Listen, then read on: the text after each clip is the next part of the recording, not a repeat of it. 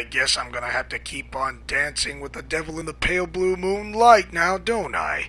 Well, it's not my fault, but I do enjoy myself for punching crime in the face. This is Arkham Twin Days. Hi there, viewers. I am Leo Wolverine, your game commentator and founding member of Leo's Let's Plays Alliance, as we are going to continue our story in progress of Part 2 of the 1989 Michael Keaton movie of Batman.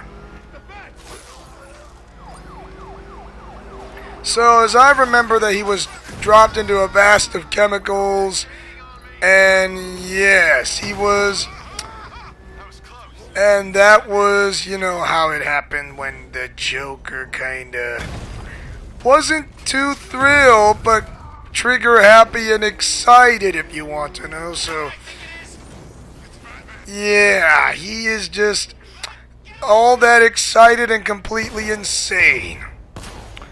Yeah, and he says, I will give this town a new name and people are gonna get a load of me. And then this popping head idea just came up with all of a sudden. And so he met with any one of these crime boss lords. I mean, wants to meet them one-on-one. And one of them says, hey, why are you kind of wearing that? Why do you have this sinister grin on your face? And he says, because it makes me happy. I mean, that's his words, not mine, if you want to know. So, those are his words, not mine. Okay, so if you think it was my own, I mean, it's just, I don't know, I mean. Of course, if you remember one of the movie scenes that,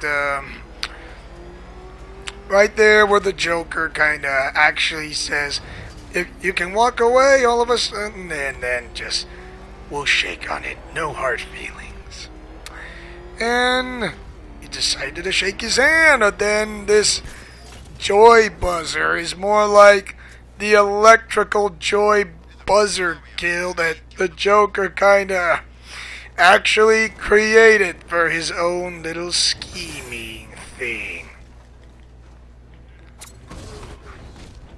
So yeah, I do believe he knows how to play not fair, if you want to know. It's just kind of interesting. Oh my.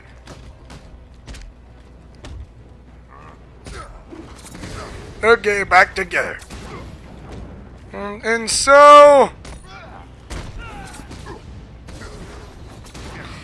you know, the Joker always wants to say, does anybody else want to do a little, anybody else would not like to make a deal? But they didn't say nothing. It said, and then the Joker kind of laughs, tries to wipe off his face, and then the sweat, but it's not the sweat. It was kind of his makeup, if you want to know. So yeah, the Joker's makeup. And then he said, "Now get out of here." And yeah, that's how he says to ones who are kinda not tripping over, if you want to know. So yes,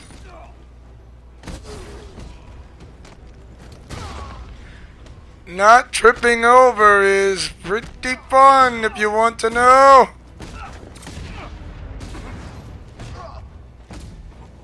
So, I am so disturbed of how this quick skinny spooky just got electrocuted so bad, and it's just, okay, how long will he get electrocuted? And now he's a skeleton man. It is just unbelievable.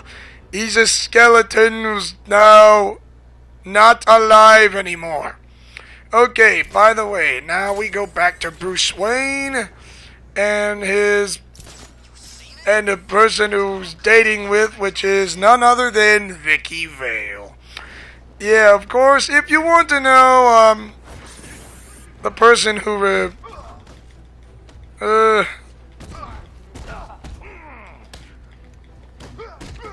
person, usually the Vicky Vale was supposed to be a redhead, to be honest, but instead, she's a blonde. I mean, there are some other versions who are not a blonde, that Vicky Vale is not a blonde. So I suppose,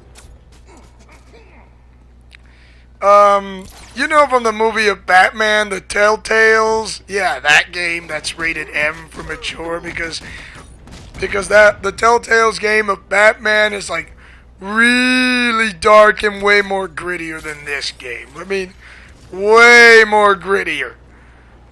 Of course, I thought she was, to be honest, I thought she was a blonde. Instead, she has black hair. So interesting why she became Lady Arkham from what I saw with my own eyes. So, yeah.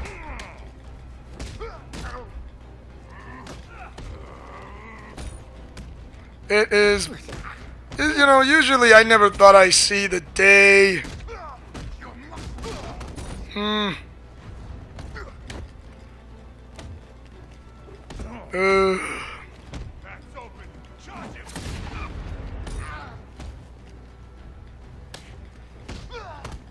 Oh my.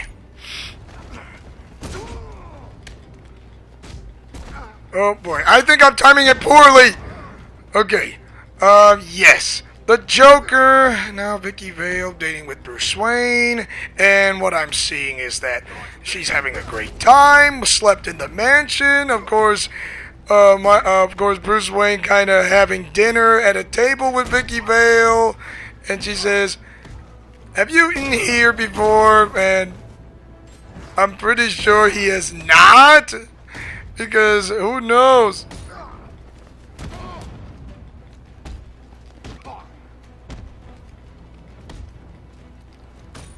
Oh my. So, all that dinner on the table inside a room which they'd never been to, I mean, come on, really. Has Bruce Wayne ever been to his entire manor before? I mean, it's not like you have some things to go around with. I mean, yeah, I guess so. Okay, now later on, as we move on to the next day, Bruce Wayne sees a rally of some sort.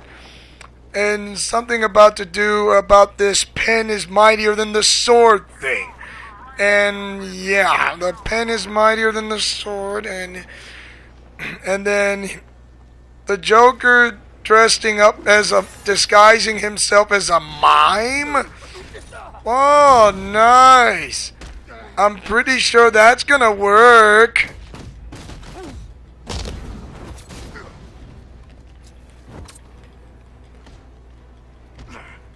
It's just not that hard for anyone to recognize the Joker in makeup who's trying to dress up as a mime. So I wouldn't put it past Tuit. Of course, of course, the Joker had to kill the man, of course, because the pen is mightier than the sword thing. So, yes, it absolutely works.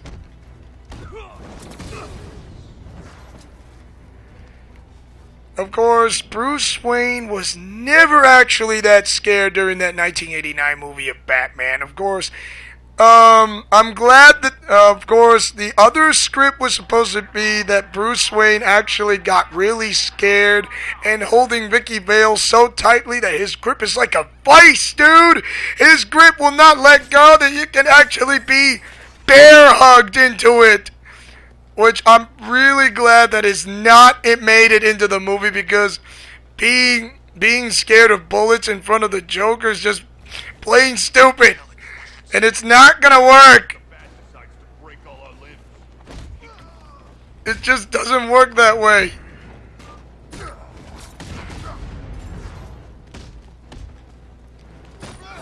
Oh my. I mean, who in the world would want to get scared in front of a gunfire while holding your grip like a vice?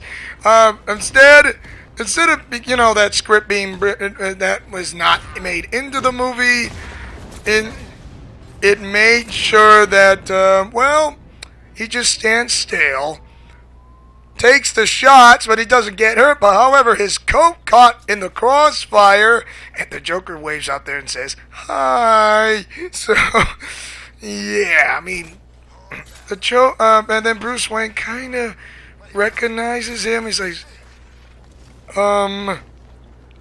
do I know this guy? I mean, sure. Have you seen him?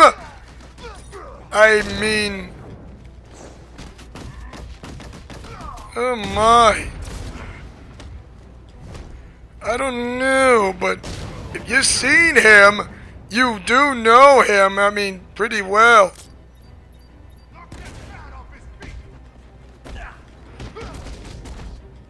And so, as the Joker kind of goes moving along, he kind of goes on these newspapers or some sort. I'm pretty sure he might be interested in the Gotham Press. Who knows? It's pretty simple for anyone, for the Joker likes to read a newspaper. And he caught a glimpse of, you know, his right-hand man, Bob, actually took photos of going on around with, especially took the photos of Vicky Vale, so the Joker has a thing for Vicky Vale and the 1989 movie Batman. And yeah, so he decides to plan a dinner date. So, how is that gonna work out by dancing on the pale blue moonlight? And, yeah, things are about that. Of course, this was never Bruce's idea of having to join Vicky Vale on a date. He was never planning to meet up with him, you know? Because that was never part of his schedule. So, yeah.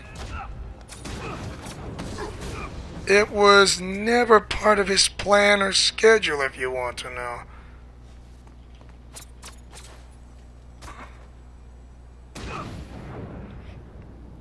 Ooh, nice shot! Even on the pale blue moonlight. So Vicky Vale opens this little present box, and she finds the letters, or this letter that says, "Put this mask on."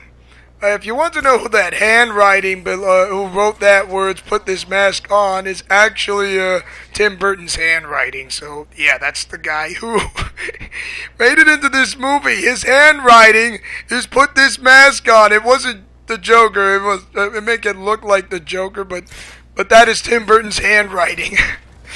Which is actually a genius if you happen to know, if you want to think about this. I mean, right? But the handwriting on this is absolutely great.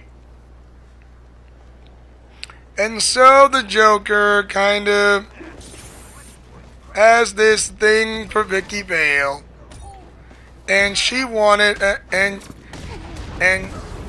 she asks Vicky that he wants to be on the $100 or the $5 bill sign on through all of counterfeit money, I suppose.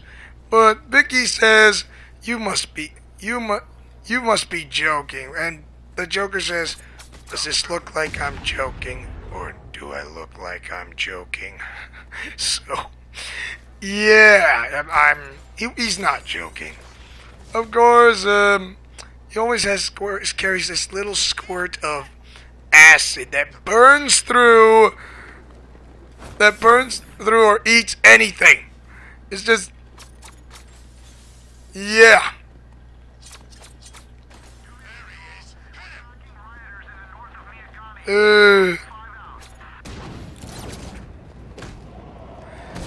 So, and finally, guess who showed up? It is none other than Batman, of course. So, Batman has showed up on the scene, saves Vicky Vale in front of the Joker, of course, and then he had to make a quick dinner date to rescue her. Of course, you know how it usually goes. And, oh my gosh. Yes, and, of course, Batman had to take her to the Batmobile. Of course, I have no idea why it was like a short ride. I mean, you could take her somewhere, but instead you decided to take her to the alley, I suppose. And that is just okay. I guess that works too. I mean, seriously, there's sometimes some things that are going wrong with the movie that weren't supposed to go exactly per se on the movie itself. So yeah, especially when things do go south a little bit, but at least it's not the winter time. And so we are going to, oh my gosh. Yeah, it's just kind of hilarious for me to think about what it is and what's going on, and to show the good sport and this and that. And you know what else? I mean, and when they arrived at the alley, I mean, Batman says to Vicky, of course, she says, "How much do you weigh?" And Vicky Vale says, 108, and Batman kind of gives this cable launcher or fires this grappling, bat grapple right in front of her, ties up to her waist, and then fires, and then launches her up, or, well, they actually, actually she didn't launch her up. He actually kind of grabbed her arm, wrapped her waist, launches himself up with the bat grapple. I'm sorry, I was not being specific. And then he has to let go, of course, and then he has to drop on the floor, lying unconscious. And then the thugs show up from Joker's men and tries to pull the mask off. And of course, before they try to pull the mask off, they try to shoot him first. And one of the thugs says, "Check him if he's dead." And they check, and it says, "Wait a minute, he's not invisible. Wait a minute, this is body armor. It's bulletproof, so he is human." Check his wallet or take off his mask. Of course, they were about to take off his mask, but then Vicky Vale actually shot a photo picture right in front of the thugs and Batman himself, and the thugs were spooked, and they say, "Hey, shoot her!" And then they start firing the gun bullets right in front of the rooftop. But then Batman quickly recovers, and then making sure his mask isn't pulled off completely, and so he is safe for now, because he doesn't want he doesn't want his secret identity be exposed. Otherwise, if that were to happen, he would be consorted to blackmail, and he would make sure that these kind of thugs are saying that he must not rescue anyone in Gotham, so that the Joker's men would have to make sure he has to be kept in check. I'm sorry, but that is not going to happen, which I'm glad that is not written in the part of that movie.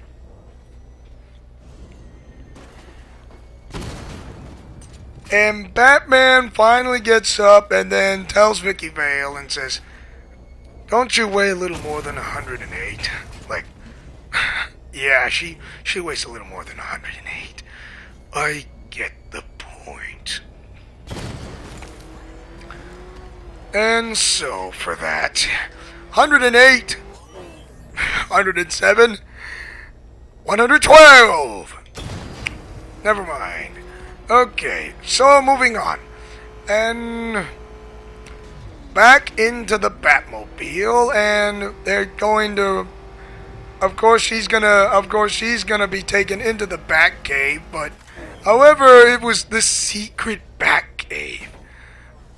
Of course, because Batman is taking her inside the Batcave for the first time.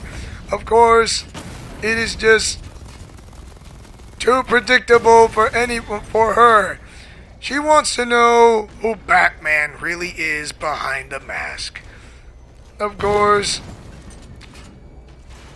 Bruce Wayne really does have a thing for Vicky Vale, but he couldn't hide his feelings. Even though he does hide his feelings, he just wants to keep on fighting crime. And Vicky Vale says, well, finally, out of the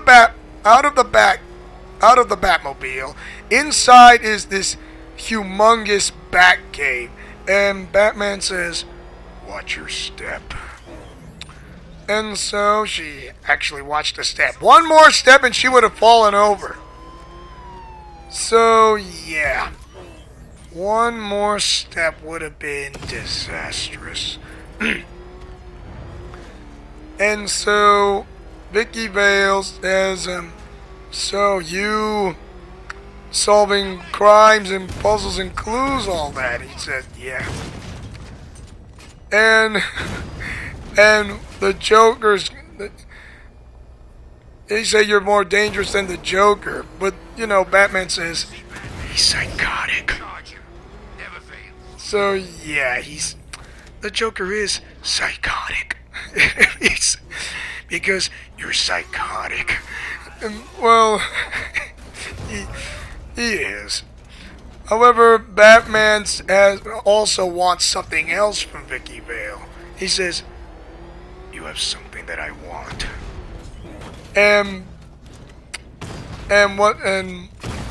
Vicky Vale says, what is that? And says, your photo. And then throws up his cape right in front of her, and then the screen went black, and then into a crossover layup screen to the next is where she lays in bed back in a hotel. And Vicky Vale says, oh gosh, he took the camera. I said, is she? Sorry, he took the camera. It is what he took. So yeah, he took the camera in front, and that's how it happened. But I am spent, and I am going to finish the last part of the remaining story of the 1989 movie of Batman. Thanks for watching, and don't forget to like, comment, favorite, and subscribe, and tell me, what do you guys think of the 1989 movie of Batman of Michael Keaton and Kim Basinger, along with Jack Nicholson, along with who plays District Attorney Harvey Dent, Billy D. Williams. Do you like it or hate it? And mash that like button if you guys like Arkham Twin Days and keeping this going. So for anyways, this is Leo Wolverine saying and speaking as always as your sensational special being who takes chances, makes mistakes, and get messy in Leo's Let's Plays Alliance. Godspeed, play safe, and shalom. See you guys next time for more of Arkham Twin Days.